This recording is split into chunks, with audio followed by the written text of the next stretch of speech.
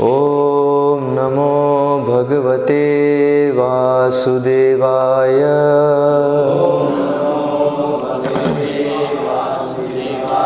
ॐ नमो भगवते वासुदेवाय।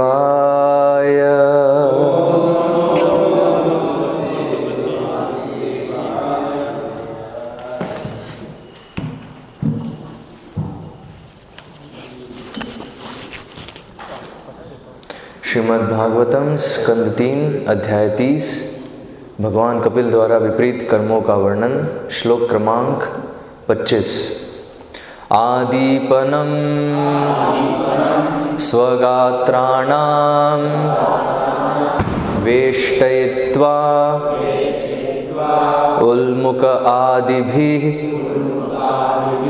आत्ममांस अदनं क्व अपि स्वकृतं परतः अपि वा। आदीपनं स्वगात्राणां वेष्टयित्वोल्मुखादिभिः आत्ममांसादनं क्वापि स्वकृतं परतोऽपि वा।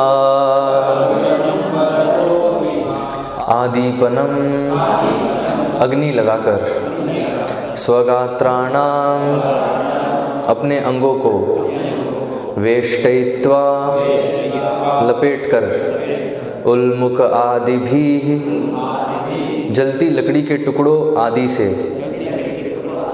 आत्ममांस अपने मांस का, अदनम भोजन करते, क्व अपि कभी कभी, स्वकृतम अपने द्वारा किया गया, परतः अन्यों द्वारा, अपि भी, वा अथवा। अनुवाद एवं तात्पर्य कृष्ण कृपा मूर्ति भक्ति वेदांत स्वामी श्रील प्रभुपाद द्वारा अनुवाद। वहाँ उसे जलती लकड़ियों के बीच में रख दिया जाता है और उसके अंगों में आग लगा दी जाती है। कभी कभी उसे अपना मांस स्वयं खाने के लिए बाध्य किया जाता है अथवा अन्यों द्वारा खाने दिया जाता है। तात्पर्य, इस श्लोक में तथा अगले 3 श्लोकों में यातनाओं का वर्णन हुआ है। पहला विवरण यह है कि अपराधी को स्वयं आग में पका अपना मांस खाना पड़ता है या अन्य जो वहाँ उपस्थित होते हैं उन्हें खाने देना पड़ता है। पिछले महायुद्ध में लोगों को यातना शिविरों में अपना मल खाना पड़ा था, अतः इसमें कोई आश्चर्य नहीं यदि यमराज के निवास यम साधन में अपराधी को जो कभी दूसरे का मांस खाता है अपना ही मांस खाना पड़ता हो। ओम अज्ञानतिमिरन्धस्य ज्ञानाञ्जनशलाकया चक्षुरुन्मीलितं येन तस्मै श्रीगुरुवे नमः। श्रीचैतन्य मनोभीष्टं स्थापितं येन भूतले स्वयं रूपकदा मह्यं ददाति स्वपदान्तिकं। वन्देऽहं श्रीगुरोः श्रीयुतः पदकमलं श्रीगुरून् वैष्णवांश्च। श्रीरूपं साग्रजातं सहगण रघुनाथान्वितां तं सजीवं साद्वैतं सावधूतं परिजनसहितं कृष्णचैतन्यदेवं श्रीराधा कृष्णपादान् सहगण ललिता श्रीविशाखान्वितांश्च। नमः ओं विष्णुपादाय कृष्णप्रेष्ठाय भूतले श्रीमते भक्तिविकास स्वामिनिति नामिने। नमः ओं विष्णुपादाय कृष्णप्रेष्ठाय भूतले श्रीमते भक्ति वेदांत स्वामिनिति नामिने। नमस्ते सारस्वते देवे गौरवाणी प्रचारिणे निर्विशेष शून्यवादी पाश्चात्य देशतारिणे। जय श्री कृष्ण चैतन्य प्रभु नित्यानंद श्री अद्वैत गदाधर श्रीवासादि गौर भक्तवृंदा। हरे कृष्णा कृष्ण कृष्ण हरे हरे, हरे राम राम राम हरे हरे। आदीपनम स्वगात्राणां वेष्टयित्वोल्मुखादिभिः आत्ममांसादनं क्वापि स्वकृतं परतोऽपि वा। तो यहाँ हम देख रहे हैं बहुत ही मतलब यहाँ पर भी जो वर्णन हो रहा है बड़ा ही हृदय को पीड़ित करने वाला है कि नहीं? कौन है ये अनफॉर्चुनेट लोग जिनके साथ ऐसा हो रहा है? और सही में ऐसा हो भी सकता है। यहाँ वर्णन है हाँ कि वहाँ उसे जलती लकड़ियों के बीच में रख दिया जाता है और उसके अंगों में आग लगा दी जाती है। तो इस स्थिति में क्या पीड़ा होगी? अब ये जो व्यक्ति नहीं बोल सकता है मेरी पीड़ा आप में से कोई भी नहीं समझ सकते, जैसे आए दिन लोग हमसे बोलते रहते हैं है ना, मुझे तो बहुत बार लोग बोल चुके हैं आप हमारी पीड़ा नहीं समझ सकते ज़रा इसकी पीड़ा समझ के दिखाओ। तो अभी जब तक हम हैं इस शरीर में तो हम देख रहे हैं हमें बहुत सारी यातनाएं मिलती हैं, लेकिन यहाँ जो यातना मिल रही है, जो ये भागवतम के इन पृष्ठों में यम यातना का जो वर्णन है बड़ा ही दर्दनाक है, दिल दहला देने वाला है। हाँ, और जिसका ये पढ़ के अगर दिल नहीं दहल रहा है तो इसका मतलब वो भी उसको लग रहा है कि ये सब ठीक है ना, ये सब गप है, ये सब है ना, ये सब जो है इसमें कोई ठीक है, अभी विश्वास नहीं है अभी उसको भी सही में हो रहा है। क्योंकि जब समझोगे ना सही में हो रहा है तो दिल दहल जाएगा कि ओ, और ये जानकर तो और भी दिल दहलेगा कि हमारे साथ हो चुका है, हम सबके साथ हो चुका है। यहाँ हमारा जो भूतकाल था और जो भविष्य होने वाला है, जो लोग भगवान की शरण नहीं ले रहे हैं तो उनका जो भूत था और जो भविष्य है उसका वर्णन यहाँ पर हो रहा है। तो इसलिए जैसे ही हम ये वर्णन सुनते हैं तो तुरंत जो है भय और जो दहशत है वो मन में आएगी, इनफैक्ट आनी चाहिए। और फिर जो है प्रश्न है कि ऐसा क्यों, ऐसी यातनाएं क्यों दी जा रही हैं, कौन है ये जो, हाँ जैसे हम देखेंगे इस जगत में हम देखते हैं कोई अगर बहुत किसी को अगर यातना मिल रही है तो करुणा, जिसके हृदय में बहुत करुणा है, दया है, तो वो उसकी मदद करने का सोचता है कि नहीं? इसलिए हम देखते हैं ना आजकल बहुत सारे जो है फिलैंथ्रोपिक एक्टिविटीज़ आ गई हैं, NGOs हैं, है ना। तो जहाँ भी लोग कष्ट में हैं तो उनको किसी प्रकार से उनको सहायता पहुँचाना, है ना। तो एक प्रकार का एक लेवल का कंपैशन है, करुणा है, दया भाव है हृदय में तो प्रयास कर रहे हैं मदद करने का। लेकिन उन सब से एक प्रश्न है कि इस यम यातना से कैसे बचाओगे आप उस व्यक्ति को।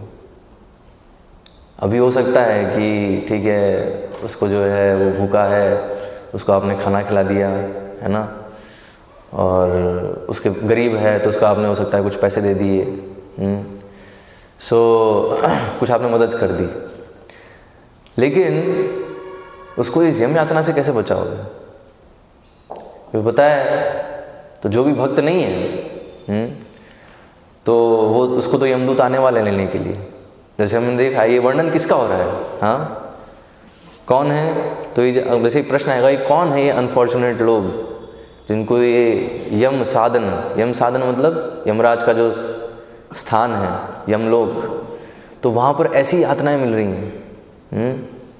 जैसे वर्णन है उसके अंगों को आग लगा दिया है, तो आग अब जल रहा है वो, उसको पीड़ा तो है ही, फिर क्या है उसको फिर अपना ही मांस खिलाया जाता है, और कभी कभी दूसरे जो हैं वो उसका मांस खाते हैं, और ये सब वो सहन करता है। मरेगा नहीं, उन्हें देखा था ना, यातना शरीर मिलता है उससे, विशेष शरीर जिसमें उसको ये सब यातनाएं झेलनी पड़ेंगी।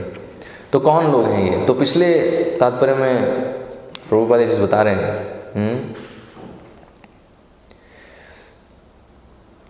लोगों को अपनी इंद्रियों पर किसी प्रकार का संयम ना होने के कारण तथा इंद्रियों को वश में करने की शिक्षा देने वाली संस्थाओं के ना होने से लोग इंद्र तृप्ति के अपराधों के शिकार होते हैं।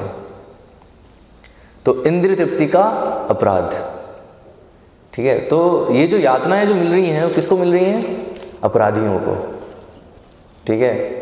तो अब प्रश्न आएगा, तो अपराध क्या है? क्या अपराध है उनका कि उनको ऐसी यातनाएं मिल रही? एक जो अगर हम बोलेंगे तो भगवान तो करुणामय है, दया के सागर हैं, तो वो क्यों ऐसा जो है व्यवस्था किए हैं इस प्रकार से दंड देने का, क्यों व्यवस्था की है? तो ऐसी व्यवस्था एक्चुअली हमने मजबूर किया है भगवान को ऐसी व्यवस्था बनाने के लिए हमारे लिए, ठीक है। तो इसलिए बताया अपराध क्या है? इंद्रिय तृप्ति का अपराध। तो भी इंद्रिय तृप्ति अपराध क्यों है? वो बोलेगा भाई तो जो है मेरा शरीर है, जैसे मैं उसको यूज़ करूं, है ना। मेरे कान हैं तो मैं जो सुनना चाहूँ सुनूंगा, मेरी आंखें हैं जो मैं देखना चाहूँ देखूंगा, हाँ। तो अपराध कैसे हो गया? तो इसलिए बताया है अपराध क्यों है, क्योंकि दरअसल ये कुछ भी हमारा नहीं है। हमारी आँखें, हमारे कान, हमारा पूरा शरीर, हमारा मन, ये सब क्या है? ये सब भगवान कृष्ण की शक्तियाँ हैं। तो अभी हम जैसे ही उसका उपयोग करते हैं, उसका दुरुपयोग करते हैं, तो इन सब इंद्रियों से इंद्रिय तृप्ति करना, ये क्या है? इंद्रियों का दुरुपयोग है। दरअसल भगवान ने इंद्रियां क्यों दी हैं हमें? उससे हम भगवान की सेवा कर सके। तो जो उद्देश्य है उसके हम विपरीत इन इंद्रियों को उपयोग कर रहे हैं। इसलिए इस अध्याय का शीर्षक है ना, भगवान कपिल द्वारा विपरीत कर्मों का वर्णन। तो हम क्या है, हमें भगवान ने इंद्रियां दी क्यों? भगवान की सेवा करने के लिए, लेकिन हम उन इंद्रियों का उपयोग किस लिए कर रहे हैं? विपरीत कर्मों के लिए। मतलब विपरीत कर्म का अर्थ क्या है? मतलब जिस कार्य के लिए दिया गया वो उसके विपरीत हम उससे कार्य कर रहे हैं, ठीक है। तो क्या होगा? फिर तो दंड मिलना ही है। इसलिए हम देखते हैं लॉ एंड ऑर्डर। क्यों समाज में लॉ एंड ऑर्डर चाहिए? अच्छा, मान लो अगर बोले कि ये तो जो है, जो पुलिस है, आर्मी है, कोर्ट है, तो ये सब तो क्या है? ये सब तो बहुत ही बेकार लोग हैं, क्योंकि ये सब लोगों को क्या है? बहुत पीड़ा देते हैं, है ना, दंड देते हैं। और दंड देते हैं तो दंड में पीड़ा मिलती है। हम देखते हैं जेल में जो कैदी होता है उससे पत्थर तुड़वाए जाते हैं, है ना, चक्की पिसवाई जाती है। पता नहीं आजकल होता है कि नहीं होता है। कोई गया है क्या जेल में? क्या करवाते जेल कैदी से, है ना। तो अब जेल में क्या क्या होता है वो तो जेल में जाके देख सकते हो। अब यहाँ पर जो है प्रभुपाद वर्णन कर रहे हैं कंसंट्रेशन कैंप का, यातना शिविर। तो पता है वो यातना शिविर के बारे में, कंसंट्रेशन कैंप के बारे में? तो ये कंसंट्रेशन कैंप जो थे वो हिटलर ने जब, तो यहाँ प्रभुपाद वर्णन कर रहे हैं पिछले महायुद्ध, हिंदी में उन्होंने ऐसे ट्रांसलेट किया है, महायुद्ध क्या, ग्रेट वॉर ना, ग्रेट वॉर लिख रहे हैं या वर्ल्ड वॉर? Great war. तो वर्ल्ड वॉर 2, हाँ कह सकते हो ग्रेट वॉर, क्योंकि उसमें बहुत सारे लोग मरे। तो इतने मरने की संख्या अधिक है तो उसको बड़ा कह सकते हैं। तो जो वर्ल्ड वॉर 2 था, द्वितीय विश्व युद्ध, जो कि हिटलर ने अपनी महत्वाकांक्षाओं से उसको एक जो है प्रारंभ किया था। तो उस समय हिटलर ने जर्मनी में, और जर्मनी ने जिन जिन देशों पर कब्ज़ा किया तो उन जगहों पे कई ऐसे यातना शिविर बनाए थे, कंसंट्रेशन कैंप्स कहते हैं उसको। क्यों? क्योंकि जेल, जो जितनी जेल थी वो उतना पर्याप्त नहीं था। क्योंकि हिटलर ने कैसे किया था इसको, जब हिटलर जब पावर में आया तो उसने तुरंत अपने जितने भी विरोधी थे उस समय उन सबको मतलब उस कैदी बनाने लग गया, वो पकड़ने लग गया, उनको पकड़ के जेल में डालने लग गया। लेकिन अब जो पॉलिटिकल प्रिजनर्स कहते हैं उनको, है ना, पॉलिटिकल प्रिजनर्स मतलब जो एक जो सत्ता में आ गया है, अब उसके जो भी विरोधी हैं तो उनको जो है पकड़ के वो कुछ ना कुछ बहाना, उनके ऊपर कुछ केस डाल के उनको जेल में डाल रहा है। ठीक है, तो ये जो है उसने चालू कर दिया। लेकिन जेल में, अब जेल की तो क्षमता सीमित है, तो कितनों को डालेगा, तो इसलिए अब संख्या बढ़ रही थी ऐसे कैदियों की। तो उसने फिर कंसंट्रेशन कैंप, मतलब जैसे ये अपने देखा ना कोविड के समय हॉस्पिटल है, ये कोई स्टेडियम है, उसको जो है बना दिया कोविड पेशेंट्स को क्वारंटाइन करने के लिए। तो क्वारंटीन स्पॉट्स बना दिए ना बहुत सारे, क्योंकि संख्या इतनी ज़्यादा हो रही है कि हॉस्पिटल पर्याप्त नहीं है वहाँ लोगों को रखने के लिए। तो ऐसे ही जब जेल में भी अब संख्या जो है वो एक पर्टिकुलर लिमिट ही रख सकते हैं, तो उस लिमिट से ज़्यादा हो रहे थे, तो इसलिए फिर उसने क्या है ऐसे कई कंसंट्रेशन कैंप्स बनाए जहाँ पर इन सब कैदियों को रखा जाए। लेकिन अभी जेल में और कंसंट्रेशन कैंप में अंतर क्या था कि जेल में तो जेल को क्या बोलते हैं, सुधार गृह बोलते हैं। वहाँ पर उसको जो है मतलब वो सही अच्छा सिटीज़न बन जाए, मतलब सरकार के नियम मानने लायक बन जाए, उसके मतलब उसको वैसे सुधारने के लिए वो जेल की व्यवस्था है। और अगर बहुत ही ज़्यादा उसने बहुत बड़ा अपराध किया है तो उसको मृत्युदंड दिया जाता है। मतलब मान लो उसने किसी का मर्डर ही किया है तो फिर उसको फिर मृत्युदंड दिया जाता है। लेकिन उससे कम लेवल के कुछ उसने अपराध किए हैं तो उसके अनुसार फिर उसका दंड विधान होता है। लेकिन उद्देश्य क्या होता है, उसको सुधारने के लिए। लेकिन कॉन्सेंट्रेशन कैंप में क्या था, इसको तो सुधारने वाली कोई चीज़ नहीं। क्यों? क्योंकि सुधारने का तो कोई मतलब ही नहीं है। वो तो उसको क्योंकि वो मेरा दुश्मन है इसलिए उसको पकड़ा है। ठीक है। और जैसे जर्मनी ने पहले पोलैंड से चालू किया, उसने पहले पोलैंड पे हमला किया, फिर ऐसे कर करके यूरोप के जितने भी देश थे एक एक करके उनको अपने कब्जे में लिया। तो अभी पोलैंड के जो नागरिक हैं उनका क्या, मतलब उन्होंने कौन सा जो है क्राइम किया, और वहाँ बता रहे हैं कॉन्सेंट्रेशन कैंप में क्या स्थिति थी। जो बच्चे हैं, स्त्रियाँ हैं, उनको यातनाएं दी जा रही हैं ऐसी, मतलब बिल्कुल। अब कंसंट्रेशन कैंप में किस प्रकार से यातनाएं दी जा रही थी उस समय, अगर उसका वर्णन आप सुनेंगे तो आपको विश्वास ही नहीं होगा कि ऐसा हुआ इतिहास में। विल नॉट बिलीव, क्योंकि जब उन लोगों के साथ हो रहा था तब वो लोग बिलीव नहीं कर पा रहे थे कि ये हो रहा है हमारे साथ। हाँ, रियली। सो जैसे वर्णन आता है कि अब पोलैंड पे हमला कर दिया, वहाँ के जहाँ पर भी हमला किया तो जर्मनी के सैनिक गए और जो भी वहाँ मिला सबको कैदी बना लिया और सबको फिर कंसंट्रेशन कैंप में डाला। अब वो क्या है, वो सब नागरिक हैं वहाँ के, ठीक है। और उनको फिर यातनाएं दे रहे हैं। क्यों? उनका दोष क्या है कि वो पोलैंड के हैं या जो भी, मतलब जर्मनी के नहीं है वो और जर्मनी में भी हैं तो हिटलर के विरोध में हैं, ये उनका दोष है। सो ज्यूज़ है ना, जो ज्यूज़ थे उनको बड़ी मात्रा में, लाखों की मात्रा में मारा गया। हिटलर का तो पूरा वही था कि ज्यूज़ तो जो है दुश्मन है ना। और ये क्या है, ये लोग क्या सब ह्यूमन है, मतलब ये मनुष्य नहीं है, ये लोग इनको बस बहुत ही निकृष्ट लोग हैं, तो इनके साथ जो करो जैसा करो। तो ऐसे हिटलर का ऐसा लॉजिक था। हाँ, तो ये ऐसे इस प्रकार के लॉजिक आ ही जाते हैं। क्यों? जब व्यक्ति को जब नियंता बनना होता है, कंट्रोलर बनना होता है, तो कुछ किसी भी हद तक जा सकता है वो।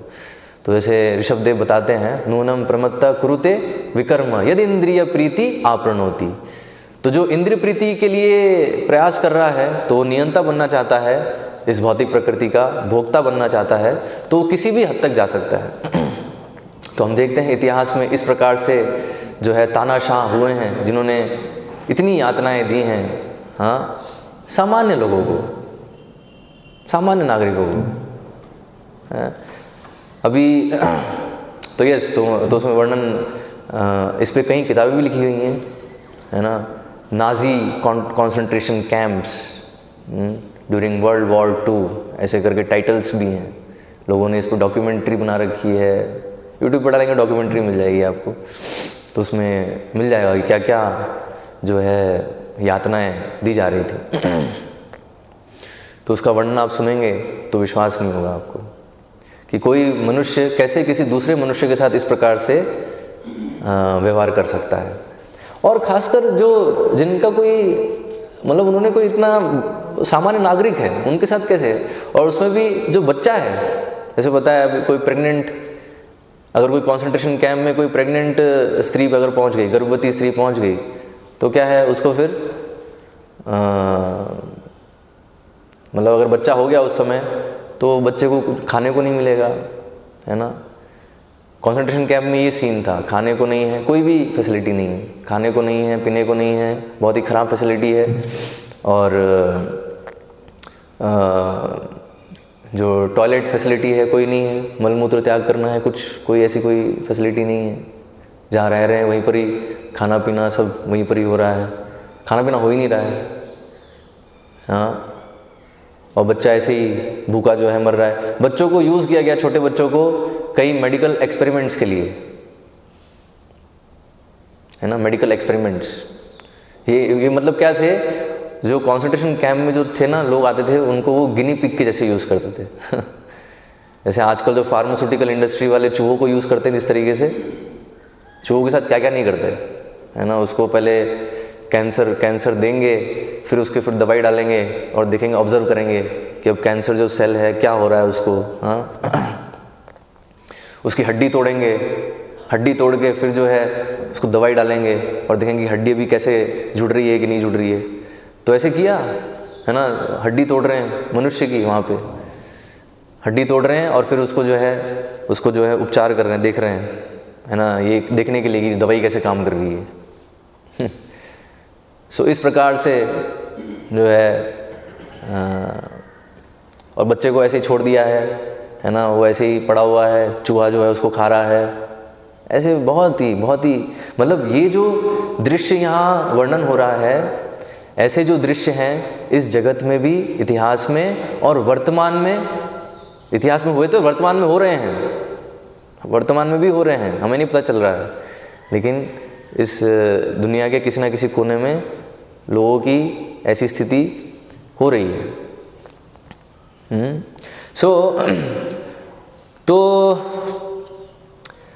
तो ये सब परिणाम है। प्रश्न क्या मतलब जो हिटलर ने इस तरह से किया लोगों के साथ, कंसंट्रेशन कैंप में ऐसी यातनाएं दी, हाँ, वो बता रहे हैं ट्रक के ट्रक, मतलब वो उनसे काम करा रहे हैं कब तक, जब तक वो मर नहीं जाता। वैसे जेल है, जेल में भी उससे काम कराते हैं, लेकिन इतना कि जिंदा रहे वो, है ना। तो खाना भी देते हैं, सब थोड़ी सुविधा होती है जेल में, लेकिन कंसंट्रेशन कैंप में क्या है, कोई सुविधा नहीं है और उससे कार्य कराए जा रहे हैं जब तक वो मर नहीं जाता। तो लोग जो वृत्तांत बताते हैं तो देखते हैं वो कि बताते हैं कि हम देख रहे हैं कि ऐसा है, पूरी ट्रक जो है वो ऐसे आ रही है डेड बॉडी से भरी हुई, है ना, और लोग ऐसे निकल रहे हैं, और जो जिंदा हैं तो वो भी ऐसे निकल रहे हैं, वो बस मरने ही वाले हैं, है ना। उनमें से कुछ लोग हैं जिनको लूज मोशन हो गया है, डिसेंट्री हो गई है, और क्या है वहीं खड़े हैं और खड़े ही जो है उनके कपड़ों से जो है मल निकल रहा है नीचे, और वो तड़प रहे हैं, रो रहे हैं, कोई उनको कुछ जो है कोई मेडिकल ट्रीटमेंट या कुछ नहीं, और उसमें उस स्थिति में भी उससे कार्य कराया जा रहा है। तो यहाँ प्रभुपाद लिख रहे हैं ना, लोगों को यातना शिविरों में अपना मल खाना पड़ा था। तो ऐसी स्थिति क्यों, क्योंकि उनको खाना कुछ मिल ही नहीं रहा है, कुछ नहीं दिया जा रहा है खाने को। तो क्या हो रहा है, फिर उसको भूख लग रही, एक समय तो टॉलरेट करेगा, लेकिन फिर जो है उसको अपना मल ही खाना पड़ रहा है। अतः इसमें कोई आश्चर्य नहीं यदि यमराज के निवास यम साधन में अपराधी को, जो कभी दूसरे का मांस खाता था, अपना ही मांस खाना पड़ता हो। तो इसलिए तो जैसा तो जब ये हिटलर जो कंसंट्रेशन कैंप में जिस तरह से यातनाएं दे रहा था, और उस समय तो ये सब क्या गुप्त रूप से चल रहा था उस समय, तो क्योंकि जर्मनी का ही मतलब हिटलर का ही राज है, वो जो बोलेगा कर चल रहा है। ये सब बाहर कब आया, 1945 में, जब ये जब वर्ल्ड वॉर 2 जब ख़त्म हुआ, उसके बाद जो है सब सामने आया कि इस तरह से जो है सामान्य लोगों के साथ ऐसा बिहेवियर किया गया, तो अनबिलीवेबल है ना, अविश्वसनीय है कि कैसा ऐसा कोई कर सकता है। तो उसी प्रकार से ये जो यहाँ पर जो वर्णन है यम यातना का, तो ये भी अविश्वसनीय है हमारे लिए, कैसा कैसे हो सकता है। तो ये समझाने के लिए कि ये सब फैक्ट है, ये रियलिटी है ना, और इसके हम थोड़ी जो परछाई है वो इस भौतिक जगत में भी देख सकते हैं। और ऐसी सिचुएशन यहाँ पर क्यों क्रिएट होती है? तो यहाँ पर ऐसी सिचुएशन क्रिएट होती है, अल्टीमेटली जो जड़ है वो है इंद्रिय तृप्ति। अब इंद्रिय तृप्ति की होड़ में जो शक्तिशाली होगा वो दूसरे को एक्सप्लॉइट करेगा। तो इसलिए जो एक्सप्लॉइट, इसलिए वो है ना, एक तो है अत्याचारी और एक है जिसके ऊपर अत्याचार हो रहा है, ठीक है। तो हमारी भौतिक दृष्टि से क्या लगता है कि जो अत्याचार कर रहा है वो बुरा है ना, और जिसके ऊपर अत्याचार हो रहा है वो निर्दोष है। लेकिन अगर हम, तो ये भी हमें नरक का वर्णन सुन के भी ऐसा लगेगा हाँ, कि ये जो यमदूत हैं वो तो अत्याचार कर रहे हैं और ये जो लोग हैं इनके ऊपर अत्याचार हो रहा है। लेकिन ये अत्याचार हो रहा है, लेकिन किसके ऊपर हो रहा है? अपराधी के ऊपर। पॉइंट ये है, अपराधी है ना। तो अपराधी जो हैं वो, उनको दंड मिलता है। ये तो नियम है, इसलिए हम देखते हैं जो है अगर दंड विधान नहीं होगा तो फिर लॉ एंड ऑर्डर नहीं रहेगा, फिर समाज व्यवस्थित नहीं है, समाज में फिर जो है कुरीतियाँ फिर जो है डेवलप होंगी। इसलिए दंड विधान है, लेकिन अभी दंड का सही उपयोग क्या है? जो अपराधी है उसको दंड देना, तो जो निर्दोष है उसको नहीं दंड मिलना। उसको अगर दंड मिल रहा है तो फिर वो गलत हो जाता है, ठीक है। और वही सिचुएशन इस जगत में बनती है, लेकिन अंततोगत्वा उस प्रकार की स्थिति भी बनती है इंद्रिय तृप्ति के कारण ही। तो इसलिए बड़ा ही जटिल है कर्मों का विधान, मतलब ये पूरी व्यवस्था है। इसलिए समझा, ये पूरा जो है हमें ये प्रश्न आएगा कि क्यों जो है इस प्रकार से वो कार्य कर रहा है जिसमें उसको ऐसी यातनाएं मिलने वाली हैं। जैसे थोड़े दिन पहले वो प्रश्न कर रहे थे कि अगर हमें ये सब सारी यातनाएं हमें मिली हैं, ये अगर हमें याद रहेगा तो फिर हम इस प्रकार से कार्य करेंगे नहीं। तो याद दिलाया जा रहा है ना शास्त्रों के माध्यम से याद दिलाया जा रहा है, तो मत करो वो भी। लेकिन प्रॉब्लम क्या है कि जब तक वो अपराध वृत्ति है हमारे अंदर, तब तक ये पता लगने पर भी, और जैसे आप देखो, लोग देख रहे हैं कि इस जगत में भी इस प्रकार से नारकीय स्थिति दिख रही है, लेकिन कोई ये नहीं सोच रहा है कि ये स्थिति तो हमारी भी हो सकती है। तो कैसे बचे इससे? क्या समाधान है इसका? कोई नहीं सोच रहा है समाधान क्या है।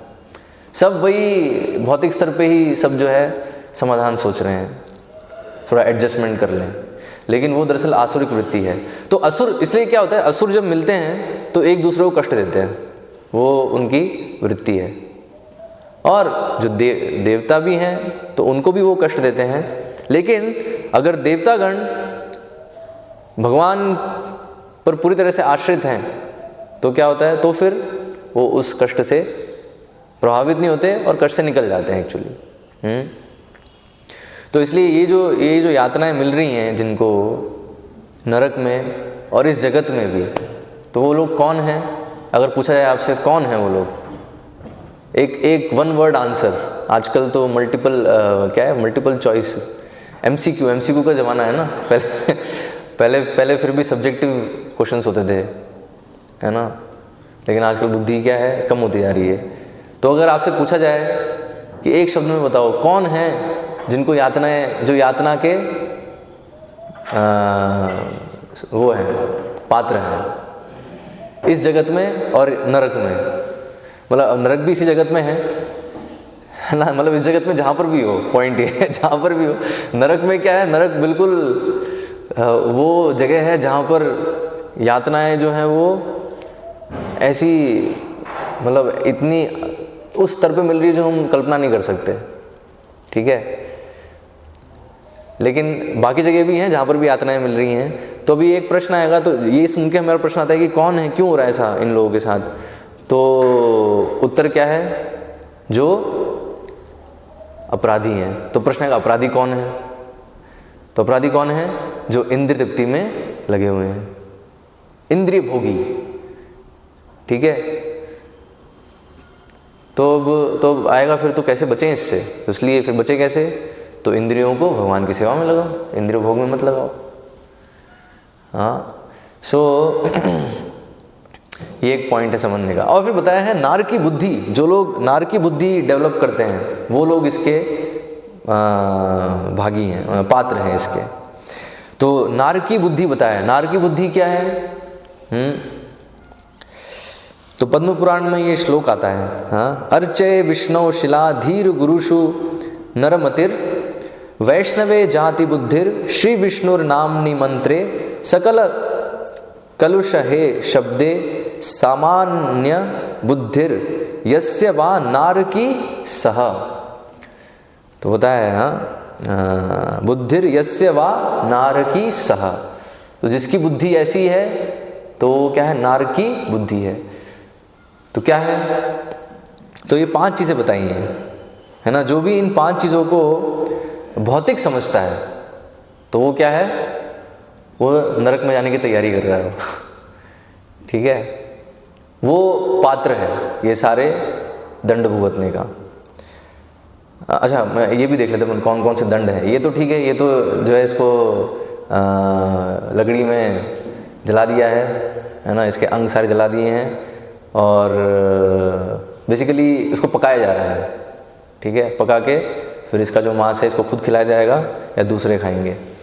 तो ये किसके लिए ये दंड है? जिसने मांसाहार किया है, जिसने, ठीक है, जो दूसरों का मांस खाता था, जो बहुत एंजॉय करता था, उसके साथ ये होने वाला है।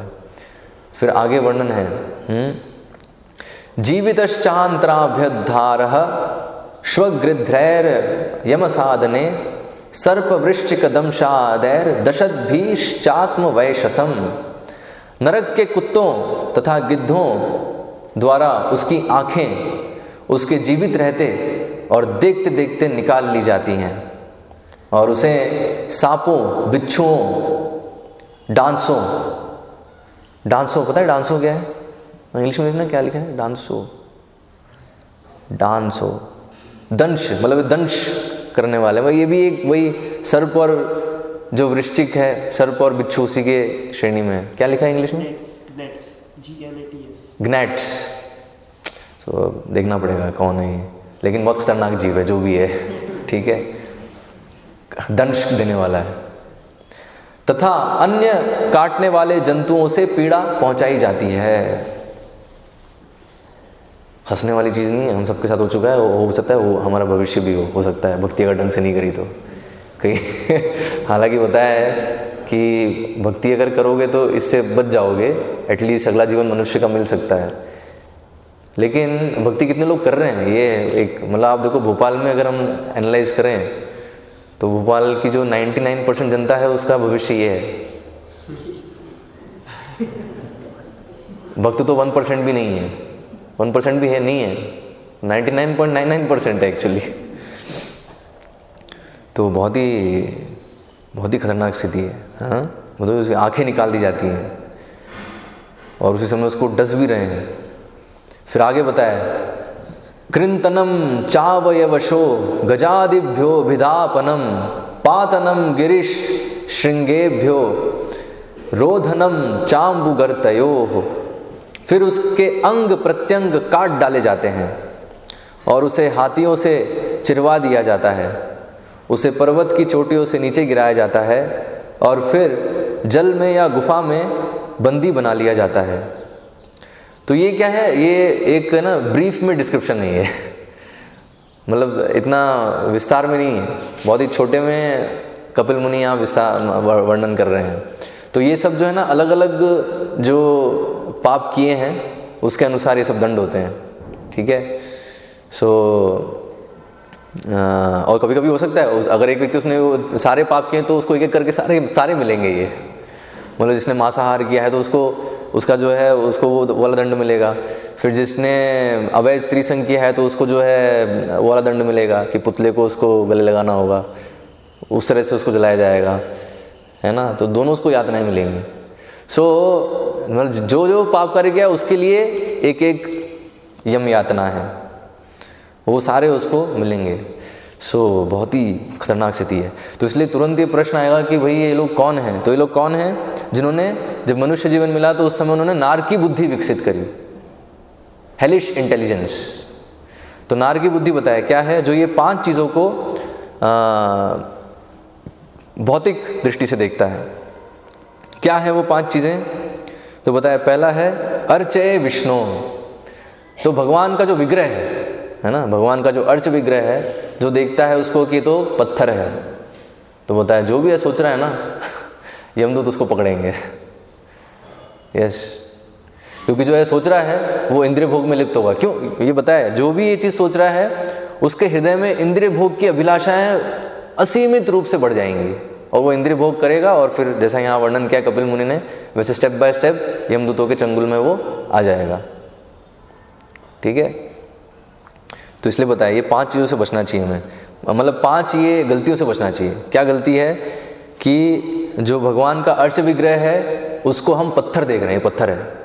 एक्चुअली बताया उसको कैसे देखना चाहिए कि भगवान का अवतार है, साक्षात भगवान जो है वो यहाँ पर है। ये तो इसलिए बताया ना, साक्षी गोपाल जो लीला है तो उसमें क्या बताया है? प्रतिमा ना ही तुम्ही साक्षात ब्रजेंद्र नंदना। तो आप प्रतिमा नहीं हो, आप साक्षात ब्रजेंद्र नंदन हो।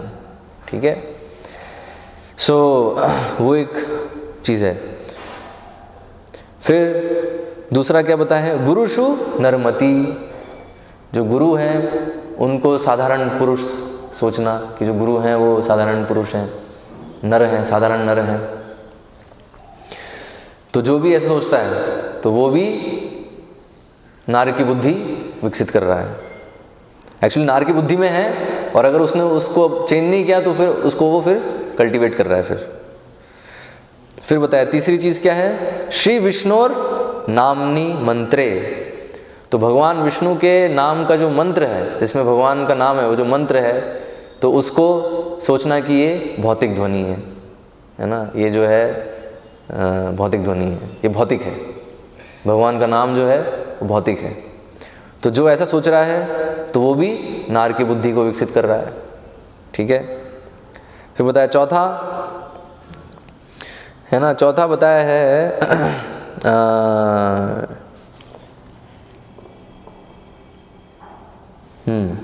चौथा फिर बताया है वैष्णव। जो वैष्णव हैं, और 5वां जो है वो है शास्त्र जो है। ठीक है, तो वैष्णव और जो शास्त्र हैं, तो वैष्णवों को जो सोचता है कि ये भी जो है साधारण लोग हैं, है ना, और जो ग्रंथ है, जो दिव्य ग्रंथ है, ये साधारण पुस्तक है। तो जो भी ऐसा सोच रहा है तो वो नार की बुद्धि को एंकरेज कर रहा है, डेवलप कर रहा है। तो इसलिए अब इन 5 चीज़ों को कैसे देखना चाहिए हमें? तो 5 चीज़ों को देखना चाहिए कि ये दरअसल क्या है? ये 5 भगवान के अवतार हैं, जो कि हम अपनी अभी जो वर्तमान जो हमारी भौतिक इंद्रियां हैं, इससे हम इन 5 को देख सकते हैं। तो अभी भगवान इन 5 के माध्यम से हमारे सामने इस प्रकार से प्रकट हुए हैं, जिससे हम भगवान की उपस्थिति का अनुभव कर सकते हैं। ठीक है, इसलिए बताया इन 5 से बहुत ही ध्यान से, सतर्कता से डील करना चाहिए।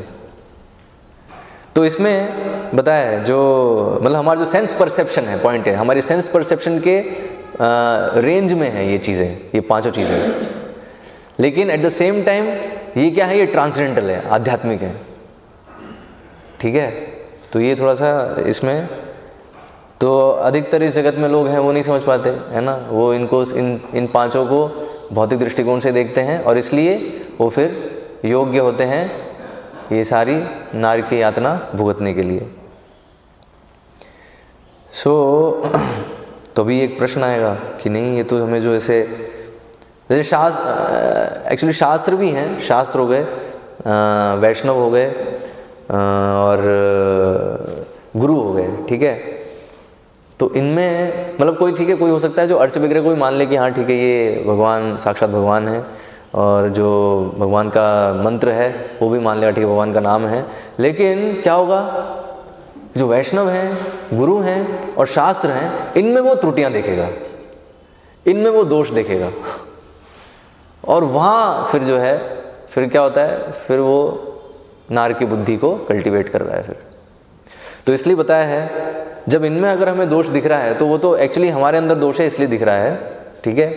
तो इसलिए वो दोष कैसा है, जैसे गंगा पवित्र है लेकिन गंगा में कभी कभी जो है बुलबुले होते हैं, कभी जो है थोड़ा इम्प्योरिटी ऐसा दिखता है ना। जैसे मिट्टी है, जो मिट्टी है वो ऊपर आ गई है, नदी है ना, गंगा तो नदी है, तो कोई सोचे गंगा साधारण नदी है तो वो भी अपराध कर रहा है एक्चुअली। तो अपराधी तो पॉइंट है, तो जैसे जो अपराध करेंगे तो उनको जो है यमदूत पकड़ के ले जाएंगे, क्योंकि अपराध जो करता है वो कुछ समय बाद फिर पाप भी करने लगेगा, पाप करने की वृत्ति उसकी बढ़ जाएगी, ठीक है। तो इसलिए बताया है इन चीज़ों में जब भी हमें कुछ अगर दोष दिख रहा है तो पहले तो हमें पहले सही में उसको एनालाइज करना है कि सही में दोष है कि नहीं है ना। और अगर वो दोष है भी तो वो क्या है, वो जैसे गंगा में जिस प्रकार से बुलबुले हैं या जो मिट्टी है वो ऊपर आती है तो थोड़ा उसमें गंदगी दिख रही है, लेकिन गंगा जो है वो पवित्र है। तो उसी प्रकार से पांचों चीज़ें पवित्र हैं और इनका भगवान से संपर्क है। भगवान के एक्चुअली भगवान के अवतार हैं, ये पॉइंट ये समझने का, जिसमें जो तीन हैं अर्च विग्रह और भगवान का जो नाम है और जो शास्त्र हैं, है ना, शास्त्र जो हैं वो डायरेक्ट भगवान के अवतार हैं, ठीक है। और जो वैष्णव हैं और गुरु हैं वो क्या हैं, वो भगवान की कृपा के अवतार हैं, मर्सी इनकारनेशन में। सो क्योंकि भगवान की कृपा, कई लोग बोलते हैं ना भगवान की कृपा कृपा, तो भगवान की कृपा कैसे आती है, भगवान की कृपा आती है गुरु और वैष्णवों से एक्चुअल में, एक बद्ध जीव के लिए प्रैक्टिकल हो पाता है उसके लिए क्योंकि अगर ये नहीं होगा ना तो आध्यात्म से वो पूरा कट ऑफ रहेगा, उसको कभी पता ही नहीं चलेगा कि आध्यात्म एक्चुअली है क्या। क्योंकि अर्च विग्रह भी हैं, भगवान का मंत्र भी है, नाम भी है और शास्त्र भी हैं, लेकिन जब तक वैष्णव और गुरु नहीं होंगे तो इन तीनों का लाभ भी नहीं उठा पाओगे, इन तीनों को भी नहीं समझ पाओगे। तो इसलिए बताया वो जो दोनों हैं, है ना, वो क्या है, भगवान की कृपा अवतार, क्योंकि भगवान की कृपा उनसे मिलती है और उनकी कृपा से फिर हम सही चीज़ों को सही से देख पाते हैं, ठीक है। तो ये नार की बुद्धि से हम बच पाते हैं। और जो तो इसलिए जो भी ये नार की बुद्धि को डेवलप कर रहा है तो वो जो है उसको यमदूत पकड़ेंगे, वो पाप करेगा, अपराधी है। वैसे तो इस जगत में सभी अपराधी हैं। क्यों अपराधी हैं सब, क्या अपराध किया है सबने? सबसे पहला जो अपराध है वो है कि हम कृष्ण की सेवा नहीं कर रहे हैं, कि हमें सब कुछ हम हमारा अस्तित्व है कृष्ण के भोग के लिए। एक्चुअल में कृष्ण भोगता है ना, और हम कृष्ण की शक्ति हैं, तटस्थ शक्ति हैं, तो हमारा कार्य है कृष्ण की संतुष्टि के लिए कार्य करना। तो अभी उसके लिए हमने मना कर दिया, ये पहला अपराध है हमारा, सबसे पहला अपराध ये है, ठीक है। तो जैसे ही जीव अपराध करता है तो वो इस भौतिक जगत में रहने के योग्य हो जाता है होता है, तो अपराधी नहीं तब तक वो इस जगत में रहने के योग्य भी नहीं है। इसलिए हम देखते हैं, इसलिए जब कई लोग बोलते हैं ना भक्तों को, जब भक्त पुस्तक वितरण में जा रहे हैं या कीर्तन में नगर कीर्तन कर रहे हैं, तो कई लोग ये बोलते हैं ये तो जो जेन्युइन मतलब जो थोड़े आकर्षित होते हैं बोलते हैं ये लोग कौन सी दुनिया से आए हैं है ना, उनको लगता है भक्तों को देख के तो किसी दूसरी दुनिया से ही हैं। क्यों? एक्चुअली में फैक्ट है, क्योंकि ये जगत किन के लिए है? अपराधियों के लिए अभक्तों के लिए, जो भगवान की सेवा नहीं करना चाहते वैसे लोगों के लिए। अभी जब ऐसे लोग जब देखते हैं कि वो भगवान के भक्त हैं, है ना, और भगवान की सेवा कर रहे हैं, तो उनको क्या लगता है, तो दूसरी जगत से है। और यस, है ही दूसरी जगत से। इसलिए बताया गोलोकेर प्रेम धन हरि नाम संकीर्तन। तो ये हरि नाम जो है ये इस जगत का नहीं है। गोलोकेर प्रेम धन, ये गोलोक, साक्षात गोलोक वृंदावन से यहाँ आया है। लेकिन तो ये तो है, तो ये जगत जो है वो अपराधियों के लिए है। हाँ, और जब अपराधी जब ठीक हो रहा है ना, तो बाकी जो अपराधी है वो कहेंगे ये कैसे ठीक हो रहा है,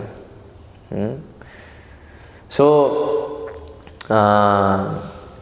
अब उसमें भी, अपराध में भी फिर अलग अलग वैरायटी है। तो जैसे ही उसने ये किया, उसने अलग अलग डिग्री है, मतलब जैसे ही उसने ये पहला अपराध किया, उसके बाद क्या होगा, उसके बाद फिर वो पाप वृत्ति में फंस जाएगा। वो पाप, वो इंद्रिय भोग करेगा। इंद्रिय भोग अब, क्योंकि दो ही चीज़ें हैं, या तो इंद्रिय भगवान की सेवा में लगाओ या फिर इंद्रिय भोग करो, तीसरी कोई चीज़ है नहीं, ठीक है, दो ही चीज़ है। तो जैसे ही भगवान की सेवा को मना कर दिया तो अभी क्या होगा, तो अभी वो आएगा इस भौतिक जगत में और अपराधी है, तो अब वो अपनी अपराध वृत्तियों को जो है डायरेक्ट करेगा, उसमें लिप्त होगा वो। और फिर उसमें फिर क्या होगा, धीरे धीरे एक एक करके जो है वो नारकीय यातनाओं को भुगतने के योग्य बनेगा। तो इसलिए बताया है अंतोगत्वा जो सॉल्यूशन है इस जीव का, जिसको ऐसी यातनाएं मिल रही हैं, हाँ, हमें ये भाव आएगा कि कैसे इसकी मदद करें, कैसे इसको बचाएं, है ना। तो उसके लिए क्या करना पड़ेगा, उसके लिए उसको कृष्णा कॉन्शियसनेस देनी होगी, ठीक है। तो इसलिए बताया सबसे हाईएस्ट वेलफेयर वर्क क्या है कि प्रचार करो, उसकी कॉन्शियसनेस को सही करो। अभी उसकी नारकी बुद्धि है, नारकी बुद्धि से उसको जो है कृष्णा कॉन्शियसनेस, इंटेलिजेंस उसको प्रदान कर दें।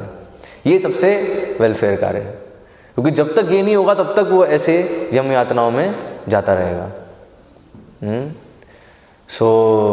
बहुत ही तो अपराध, और ये एक और दृष्टि से हम देख सकते हैं, जो भी राधा रानी के अनुसार नहीं चलते, अपराधी वही हैं, वो सब हैं। इसलिए देखो, इसलिए आराध्यते इति राधा, है ना। तो जो भगवान की आराधना करती हैं सर्वश्रेष्ठ तरीके से और बाकी सबको भगवान की सेवा में लगाती हैं, तो वो राधा रानी है, ठीक है।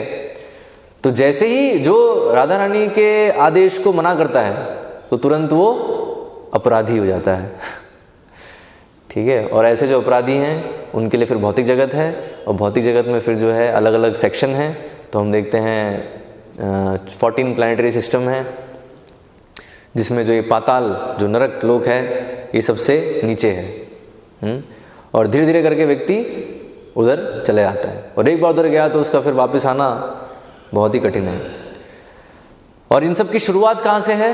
अच्छा, जो है जीव आया इस जगत में, अब वो इंद्रिय भोग कर रहा है। इंद्रिय भोग में भी सबसे, मतलब वो चीज़ जो उसको जकड़े हुई है, वो कौन सी चीज़ है?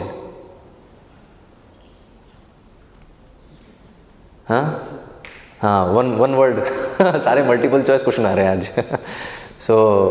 वो कौन सी चीज़ है? इंद्रिय भोग में भी, ठीक है, हमने देखा कौन है ये लोग, अपराधी, है ना। अपराधी कौन है? जो राधा रानी की नहीं सुनते, है ना, वो उनको फिर यहाँ आते हैं इस भौतिक जगत में। अब आके अपराधी क्या करता है? इंद्रिय भोग करता है।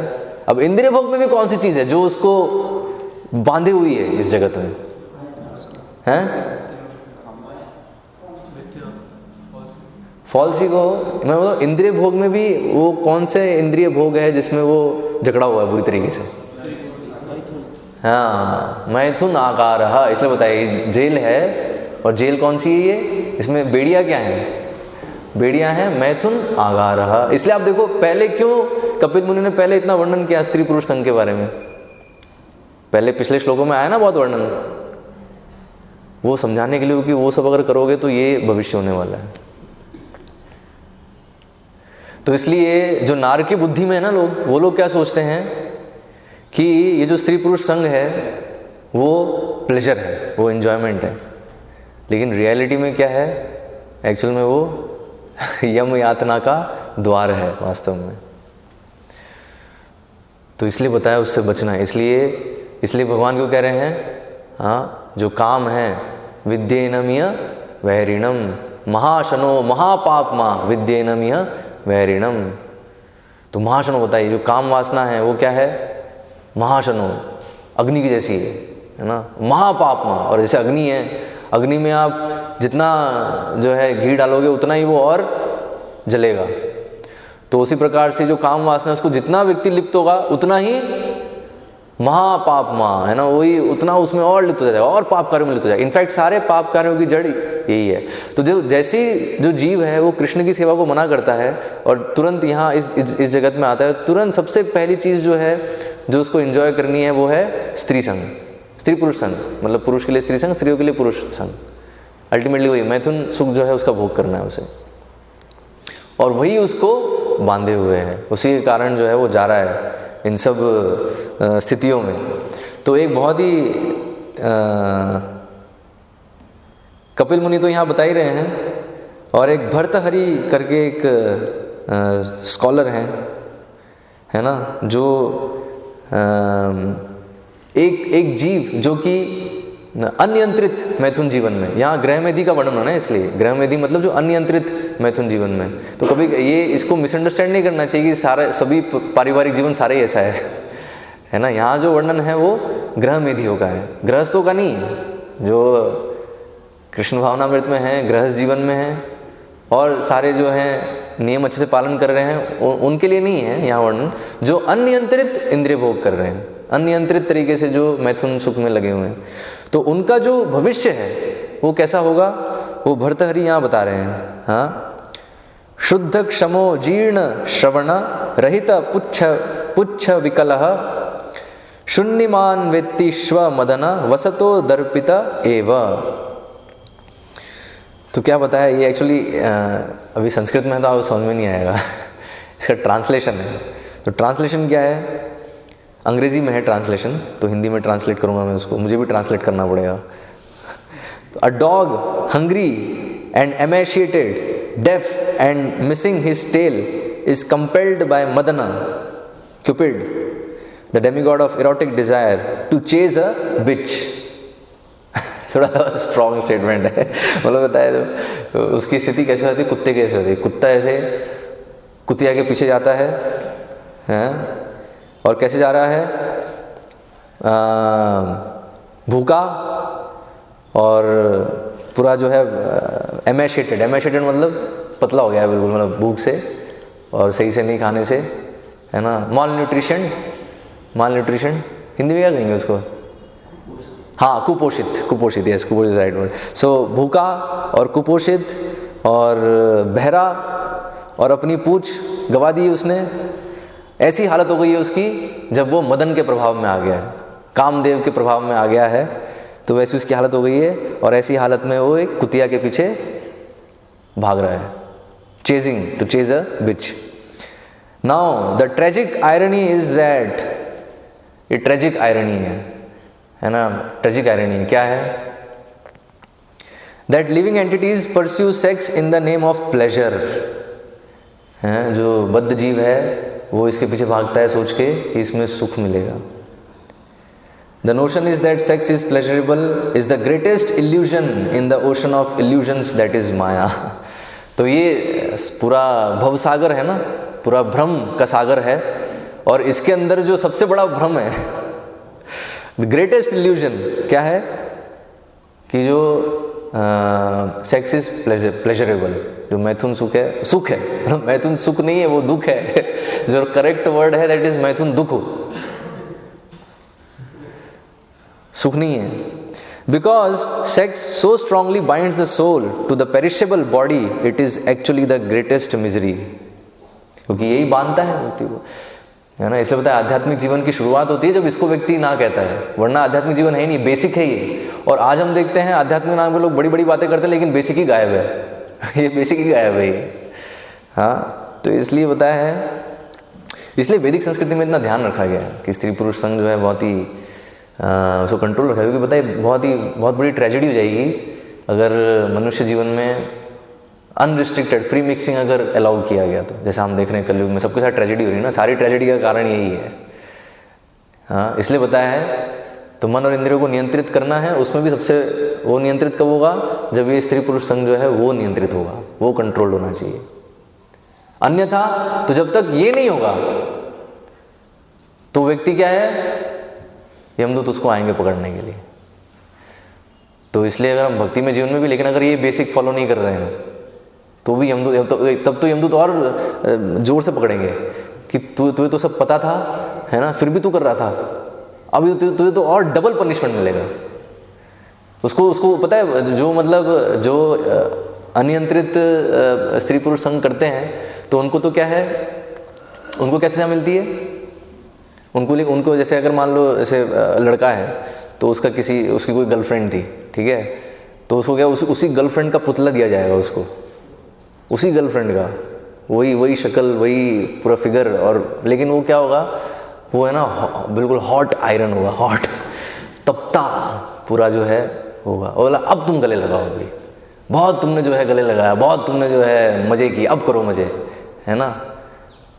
तो ये है उसके लिए। तो अब मान लो अगर कोई भक्त है, ठीक है, और भक्त होके वो फिर कर रहा है, तो उसको क्या सजा देंगे?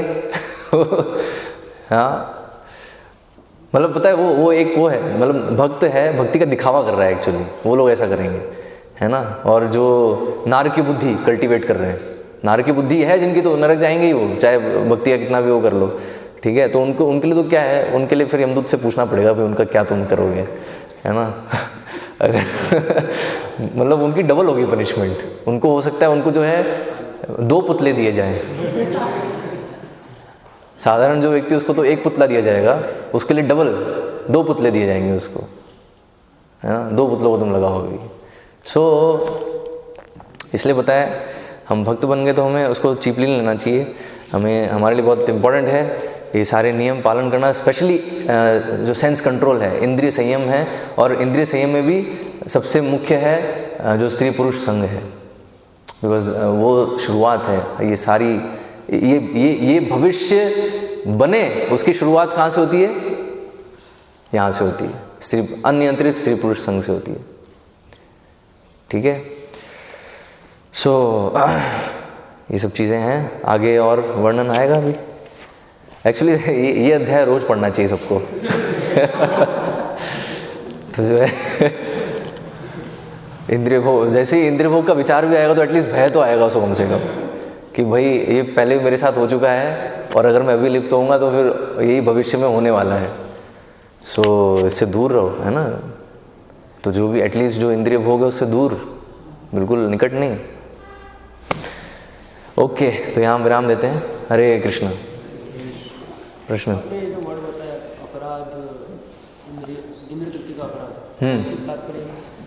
ये पिछले तात्पर्य में ही है। ये है इसमें 21वें श्लोक में, 21वें श्लोक के तात्पर्य में है।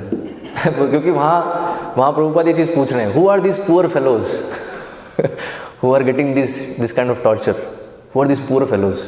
So who are these poor fellows who have done the criminal offense of sense gratification? तो यहाँ हिंदी में उसको ट्रांसलेट किया है, जिन लोगों ने इंद्रिय तृप्ति के अपराध किए हैं।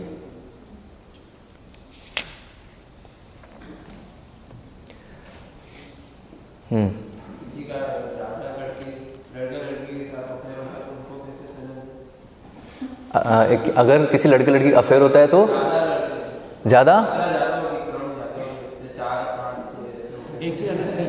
अच्छा, अगर किसी, अच्छा प्रश्न है कि अगर किसी लड़का लड़की के 1 से ज़्यादा अफेयर हैं तो उसका क्या होगा?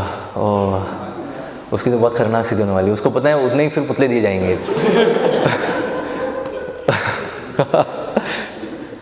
उतने उसको पुतले, जितने अफेयर किए उतनी बार उसको ऐसे पुतलों का आलिंगन करना पड़ेगा। ये मुझे लग रहा है, ऐसा कंफर्म कर सकते। तो कंफर्म कैसे करोगे? जब यमदूत से कंफर्म कर सकते हो, लेकिन पता है यमदूत तो ऐसे दिखेंगे नहीं, या यमराज से कंफर्म कर सकते हैं अगर यमराज दिख गए तो। लेकिन पता है यमराज और यमदूत है ना, बहुत ही भयानक फिगर है। हम तो क्योंकि भक्ति में है तो इसलिए थोड़ा सा हम डिस्कस कर रहे हैं, वरना देखो जो भौतिकतावाद में लिखते तो वो तो इनके नाम नहीं सुनना चाहता वो, और नार की यातना भी नहीं सुनेगा वो, है ना। सो यस, उसकी सज़ा ज़्यादा होगी, उसकी सज़ा बहुत ज़्यादा होगी, सीधी सी बात है। जो अगर एक अवैध संग किया है तो उसमें ये सज़ा है, जिसने बहुत किया तो उसको फिर उसकी मात्रा अधिक होगी, अधिक समय उसको सज़ा मिलेगी, सीधी सी बात है। एग्जैक्टली उसकी डिटेल है तो उसके लिए तो आपको नरक जाना पड़ेगा। नरक जाना चाहते हो? देखना चाहते हो ये वर्णन? वही बहुत ही अनफॉर्चुनेट लोग हैं। क्यों यहाँ पर जब तक हैं हम, तब तक इस भविष्य से इनको बचा सकते हैं, मतलब प्रयास कर सकते हैं अपन बचाने का, है ना। और एक बार वहाँ अगर ये यमदूत के चंगुल में फंस गए, फिर उनको वहाँ से निकालना बहुत कठिन है। रावण ने किया था, पता है रावण ने क्या था ये। रावण जो है जब दिग्विजय होने के अपने होड़ में जा रहा था, तो उसने जो है, तो उसको फिर वो सब जो है राजाओं को सबको हरा रहा था। तो नारद मुनि ने फिर कहा, यार तुम जो है इतने जो मनुष्य उनको क्यों तुम तंग कर रहे हो, मनुष्य तो वैसे ही ऑलरेडी इतनी इनको रोग है, इनकी आयु भी कम है, शक्ति भी कम है, तुम तो इतने महापराक्रमी हो, तुम जाके यमराज से क्यों नहीं लड़ते। तो रावण को फिर अरे हाँ यमराज, यस यमराज को अगर हरा दिया मैंने, तो फिर तो मेरा जो है मेरा मतलब मैं सही में सबसे बड़ा कंट्रोलर बन जाऊँगा। तो तुरंत हो जाता है यम साधन यहाँ पे जो यहाँ वर्णन ना जाता है, वहाँ देखता है कि सबको यातनाएं मिल रही हैं, तो क्या करता है वो यमदूतों को मार के जो है वहाँ से उन सबको छुड़ा देता है, इन सबको जो यातनाएं मिल रही होती है छुड़ा देता है उनको। फिर यमदूत सब भागे भागे आते हैं यमराज के पास, ये कौन आ गया है ये इसने हमको जो है हरा दिया है, और जो है ऐसी सबको जो जिनको नरक की यातना मिल रही है उनको उसने फ्री कर दिया है ना। तो फिर यमराज, फिर वहाँ वर्णन है रामायण में, ये उत्तरकांड में वर्णन आता है, तो पढ़ सकते हो आप। वहाँ जो है वो पूरा या लड़ाई हो रही है यमराज और रावण में, और यमराज अभी उसको मारने ही वाले थे यमराज सच में उसको मारने वाले थे, ब्रह्मा जी आ जाते हैं। ब्रह्मा जी बोलते हैं इसको मत मारो, है ना, मैंने इसको वर दिया है, मेरे वर का थोड़ा मान रख लो, है ना तो फिर यमराज क्या है वहाँ से फिर गायब हो जाते हैं। अब युद्ध का मतलब ही नहीं है जब मैं इसको मारने वाला हूँ, लेकिन फिर भी ब्रह्मा जी आके जो है रिक्वेस्ट कर रहे हैं, तो छोड़ो इसको फिर, अभी नहीं, अभी इसका समय नहीं आया अभी। सो वो एक स्थिति जिसमें रावण जो है यमलोक गया और उसने रिहा कर दिया सबको यम यातना से, तो अच्छा कार्य किया उसने। अच्छा है, तो इसलिए बताया, इसलिए इस जगत में भी जिन लोगों को दंड मिल रहा है, जिन लोगों को यातनाएं मिल रही हैं, तो उनको हम भौतिक रूप से ज़्यादा कुछ लाभ नहीं कर सकते, क्योंकि वो उनके ही अपराध का कारण है, मतलब वही उनको जो मिल रहा है वो वही कारण है। तो इसलिए उनको हम ज्ञान दे सकते हैं, ठीक है। तो इसलिए नरक जाने का प्लान मत बनाओ ज़्यादा, है ना, और वहाँ क्या क्या हो रहा है, किसको क्या मिल रहा है वो भी ज़्यादा मत, इतना जो डिस्कशन है एक पर्याप्त है भाई, हैं, ये तो कुछ भी नहीं है। अभी 5th कैंटो में आएंगे तो वहाँ तो और डिस्क्रिप्शन है, उसमें तो फिर 26 नरक का वर्णन है। फिर गरुड़ पुराण में जाओगे तो और डिटेल है, गरुड़ पुराण में तो और भी 1000 नरकों का वर्णन है। हाँ, लेकिन यार उसको पढ़ोगे ना तो बहुत दिल दहलाने वाला है, और बहुत उससे दुखी होगा, उससे फालतू, मतलब ठीक है। तो हो रहा है ये समझ लो, फैक्ट है। और हाँ, तो हम उससे बचें, है ना, हमें इसलिए इंद्रिय भोग से भय होना चाहिए, और जो लोग इंद्रिय भोग में लिप्त हैं उनको बचाने का प्रयास करना चाहिए उससे। इतना क्लियर कर लो कि यातना मिलेगी, और बहुत ज़्यादा यातना मिलेगी, अविश्वसनीय, हम इमेजिन नहीं कर सकते उतनी, ठीक है।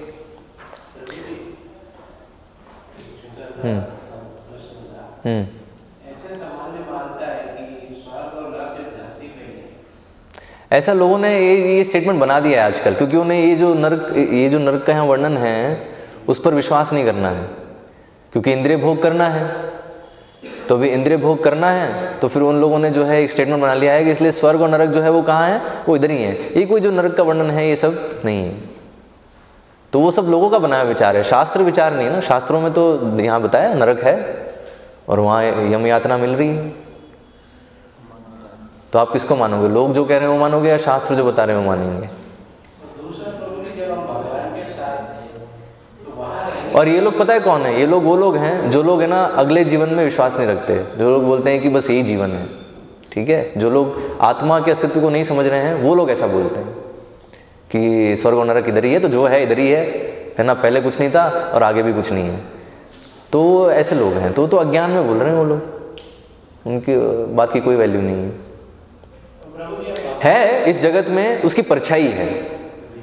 जैसे हमने कंसंट्रेशन कैंप का डिस्कशन किया, है ना, और जो इस जगत में हम देखते हैं ना इस प्रकार की यातनाएं लोगों को मिल रही हैं, तो वो क्या है, वो नरक की परछाई है यहाँ पे, लेकिन एक्चुअल नरक भी है, ठीक है। और एक छोटा सा प्रश्न है कि जब हम भगवान के साथ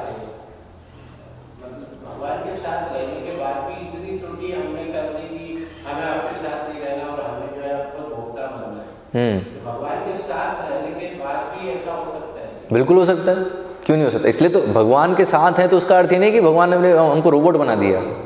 स्वतंत्र इच्छा शक्ति हमेशा है जीव के पास, तो अपनी स्वतंत्र इच्छा शक्ति का उपयोग भी कर सकता है, दुरुपयोग भी कर सकता है। इनफैक्ट वही तो प्रेम का अर्थ है। तो कृष्ण हमें चॉइस देते हैं कि आप मुझसे प्रेम भी कर सकते हो और जो है प्रेम नहीं भी कर सकते हो। इनफैक्ट प्रेम अगर फोर्स्ड अगर होगा तो फिर वो प्रेम नहीं होगा। अगर मान लो भगवान बोलते नहीं तुम्हारे पास एक ही ऑप्शन है कि मुझसे प्रेम करो, तो फिर वो प्रेम नहीं रहेगा, फिर वो रोबोट जैसा हो जाएगा। लेकिन जब दो ऑप्शन है कि तुम जो है मेरे से प्रेम कर भी सकते हो और नहीं भी कर सकते हो, लेकिन अगर एक्चुअल में तो नहीं करने वाला ऑप्शन बहुत ही खराब ऑप्शन है, ठीक है, क्योंकि वो तुम्हारे लिए अच्छा नहीं है। लेकिन फिर भी फ्रीडम है, भगवान वो एक स्वतंत्रता दे रहे हैं कि तुम वो भी चूज़ कर सकते हो, लेकिन वो चूज़ करोगे तो उसका परिणाम फिर तुम्हें भुगतना पड़ेगा। और तब फिर समझ जाना कि तुम्हारा चॉइस गलत था, तो फिर उसके बाद फिर ये समझ के सही चॉइस ले लेना, ठीक है। तो प्रेम का अर्थ ही वही है। तो इसलिए तो उस प्रकार से भगवान का डीलिंग है। भगवान हमें हमेशा एक स्वतंत्र इच्छा शक्ति देते हैं, और इच्छा शक्ति का अर्थ ही है कि वो दो में से कुछ भी चुन सकता है, ठीक है। ओके, तो यहाँ विराम देते हैं। हरे कृष्णा। श्रील प्रभुपाद की जय। श्रीमद् भागवतम की जय।